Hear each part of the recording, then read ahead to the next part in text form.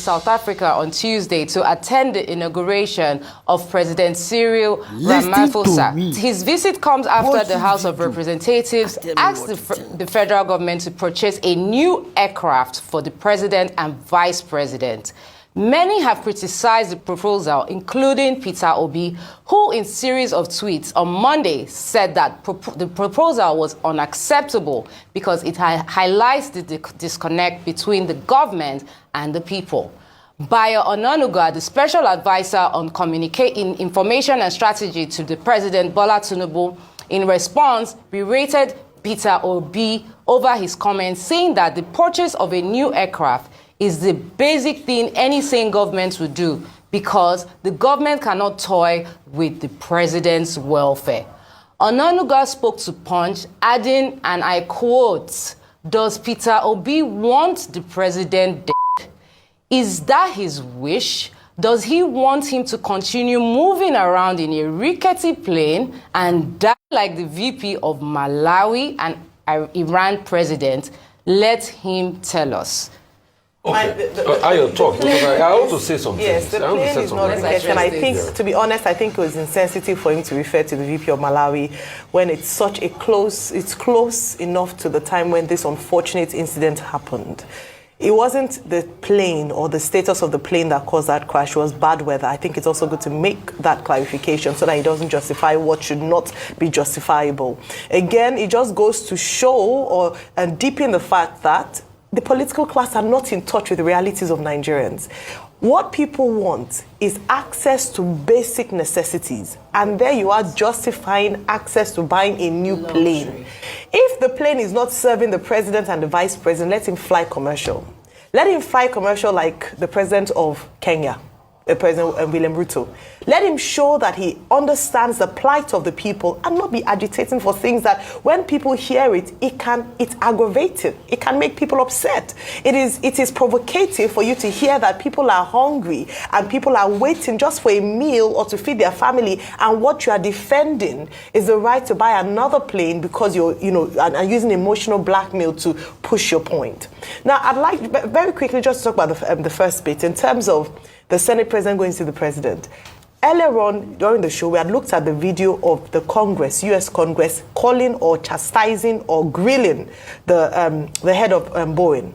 And what we commended was accountability. How can we have accountability in a country where the Senate and the executive, they are frolicking? Any small holiday, they are coming to visit and pay homage. And at what point would they call in the executive to ask, why are we in this situation currently where people are hungry, where the chants and the shouts is being power, instead going to pay homage? Go and visit your constituents and really understand how hungry people are so that you will stop making justifications for things that don't make sense, quite frankly. When we say make sacrifices, this message has come up a number of times. Can we see the political class start by making sacrifices as well? If the plane is not good enough, fly commercial. That's what I'm saying. The other day, Rifai also said that he should fly Air Peace. No, he should. I don't know why he's not flying Air Peace. By now, he should He should have an agreement with Air Peace, like this South Africa is going to. It will have even be good because when he lands South Africa with Air Peace, he will tell the South African president, "See you. I came with my own national, airline company. They are doing very well, flying them. They come to South Africa." But let's set the record straight. Let's even put a cost to this analogy. How much do they need for these airplanes? I just checked the price of a Falcon. If you want to have a Dassault Falcon, it will set you back $35 to $58 million.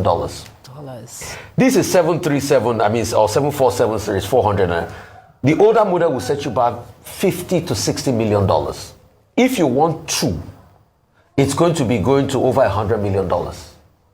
But this was the same government that spent $21 billion recently to finish home of a vice president. This was the same government that spent $90 billion on hard travel.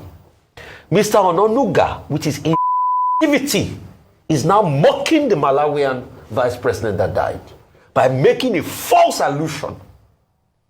Also mocking the Iranians. The reason why the crash happened was because it was an old Bell helicopter and there are sanctions by America to Iran. You can't go fix the plane. We take our plane for turnaround maintenance every time. So it's a false allusion. So you now mocking these people when we are stating the matter of fact. Dear Mr. Onanuga, there's no big deal in the president flying Air Peace or flying Max Air or flying other local airlines. In fact, it will even bring more money to our local civil aviation industry.